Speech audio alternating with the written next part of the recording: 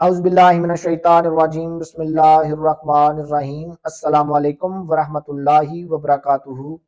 آپ کا host and دوست ڈاکٹر محمد طیب آپ کی خدمت میں حاضر ہے۔ آج ہم بات کریں گے پریم کی فزیالوجی۔ اس سے پہلے آپ سے ریکویسٹ ہے کہ ڈاکٹر محمد طیب یوٹیوب چینل کو سبسکرائب کریں، بیل آئیکن کو کلک کریں۔ Bundle of thanks.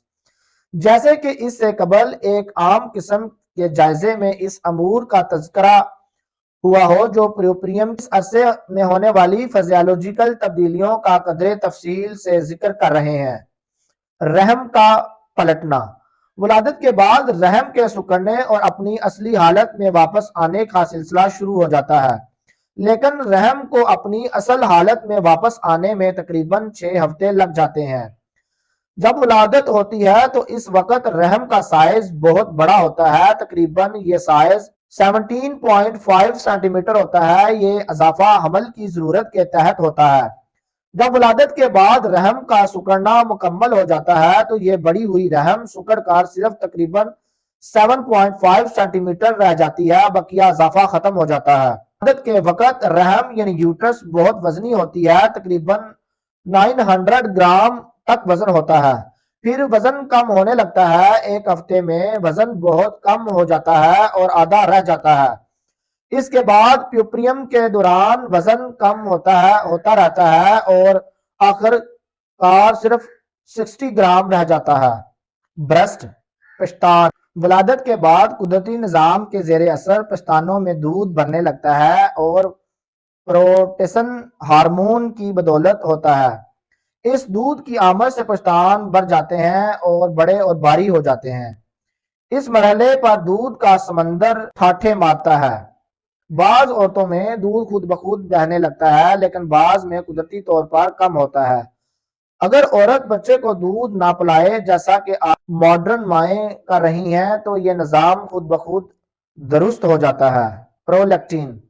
یہ وہ ہارمون ہیں جو عورت کے پستانوں میں دودھ کی افزائش کا سبب بنتے ہیں۔ ان ہارمون کے اخراج کا سبب انٹیریئر پیٹیوٹری گلینڈ میں ایسٹروجن کی مقدار کم ہونے کا سبب ہوتا ہے، اور جب پرولیکٹین کا اخراج ہوتا ہے تو اس کی بدولت عورت کی چھاتیوں میں ایلویولائی کو ایک تحریک ملتی ہے اور اس میں دودھ کی افزائش بڑھتی ہے۔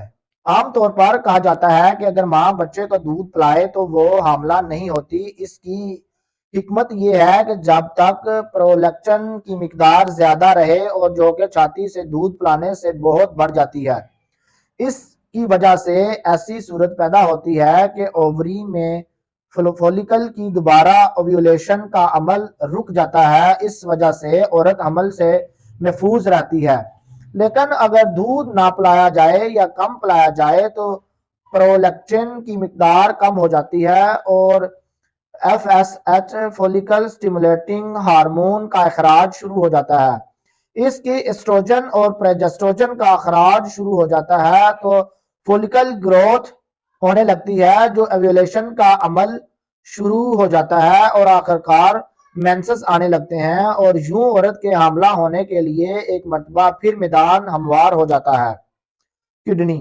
ولادت کے بعد گردے کا کام بہت بڑھ جاتا ہے، جس کے اندر بہت سے ایسے فاسد مادے ہوتے ہیں جن کا اخراج بہت ضروری ہوتا ہے، ورنہ نقصان کا اندیشہ ہو سکتا ہے۔ اس کے لیے قدرتی طور پر گردوں کے فعال میں اضافہ ہو جاتا ہے، اور پریم کے ابتدائی دنوں میں گردے بہت زیادہ کام کرتے ہیں اور جسمانی نظام کو نارمل کرنے اور فالتو مادوں سے پاک کرنے میں اہم کردار ادا کرتے ہیں۔ اینڈوکرائن کی تبدیلی۔ ولادت کے بعد جہاں اور بہت سی تبدیلیاں آتی ہیں، اینڈوکرائن میں بھی بہت سی تبدیلیاں واضح ہوتی ہیں۔ اس دوران پچوٹری گلینڈ بہت اہم کردار ادا کرتا ہے۔ پچوٹری کے زیر اثر آکسیٹوسن ہارمون کا اخراج ہوتا ہے۔ اس کے اخراج میں یوٹرائن مسلز اور برسٹ ٹشو اس کا اثر قبول کرتے ہیں اور اپنی ساخت کو درست رکھتے ہیں۔ مذکورہ ہارمون کے خارج ہونے سے لیبر کے تیسرے مرحلے میں پلیسنٹا کے اخراج میں مدد ملتی ہے۔ اگر رحم کا سکڑاؤ درست نہ ہو تو جرین خون زبردست پیچیدگی پیدا کر سکتا ہے۔